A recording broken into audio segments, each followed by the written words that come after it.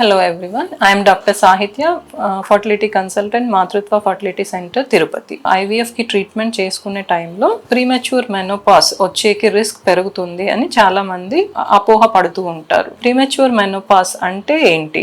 Normal గా ఆడవారిలో అండాశయంలో అండం సంఖ్య అనేది బై బర్త్ పుట్టినప్పుడు ఎన్ని అండం ఉండాలి అనేది ఏర్పడిపోతాయి. సో ఏజ్ పెరుగుతా పోయే కొద్దీ దాంట్లో అండం సంఖ్య తగ్గుతా పోయేసి దగ్గర 45 ఆ ఏజ్ రీచ్ అయ్యే టైంకి ఎగ్స్ కంప్లీట్గా తగ్గిపోయి ఆ తర్వాత పీరియడ్స్ ఆగిపోయే ఏజ్ ఉంటుంది. సో కొంతమందిలో ఈ పీరియడ్స్ ఆగిపోవడం అనేది 40 ఇయర్స్కి లోపల జరగచ్చు. సో ఇది యూజువల్లీ జెనెటికలీ డిటర్మిన్డ్ ఉంటుంది, అంటే జన్యుపరంగా వచ్చేది ఉంటుంది. ఏర్పడే అండం సంఖ్య కొద్దిగా తక్కువ ఉన్న వాళ్ళలో కొద్దిగా త్వరగా మనకి పీరియడ్స్ ఆగిపోయేదానికి రిస్క్ ఉంటుంది. దీనికి మన ఐవీఎఫ్ ట్రీట్మెంట్ కి సంబంధం ఏమీ ఉండదు. సో ఐవీఎఫ్ లో యూజువల్లీ మనం నార్మల్ గా ఎన్ని ఎగ్స్ అయితే పెరగడానికి రెడీ అవుతాయో అవి అన్ని పెరిగి దాని నుంచి మనం ఎంబ్రియో రెడీ చేసుకునేటట్లుగా మనం ఇంజెక్షన్స్ ఇస్తాము.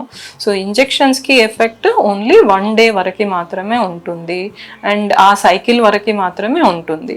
ఇంజెక్షన్స్ కంప్లీట్ అయిపోయిన తర్వాత ఆ మంత్ తర్వాత దాని ఎఫెక్ట్ అనేది బాడీలో ఉండదు. తర్వాత మనం ఏవైతే ఎగ్స్ మనం పెరుగుతున్నాయో వాటిల్ని మాత్రమే మనం రిట్రైవ్ చేస్తాము. ఆ నెలలో పెరిగిన ఎగ్స్ ని మాత్రమే మనం రిట్రైవ్ చేసి దాని నుంచి మనం ఎంబ్రియో రెడీ చేస్తున్నాము. అవి ఒకవేళ మనం ఆ మంత్ తీయకపోయినా కూడా అవి ఎలాగో డీజెనరేట్ అయిపోయే ఎగ్సే, వేస్ట్ అయిపోయే ఎగ్సే, దాన్నే మనం యూజ్ చేసి బేబీ రెడీ చేయడానికి చూస్తున్నాం. మోర్ దాన్ 12 సైకిల్స్ అట్లా ట్రీట్మెంట్ చేసుకునే వాళ్ళకి కొద్దిగా అంటే తొందరగా మెనోపాస్ వచ్చేకి ఛాన్సెస్ ఉంటుంది. అంతే తప్పితే 3 to 6 సైకిల్స్ ఐవీఎఫ్ ట్రీట్మెంట్ కి వెళ్లే వాళ్ళలో ప్రీమెచ్యూర్ మెనోపాస్ వచ్చే రిస్క్ ఏమీ ఉండదు.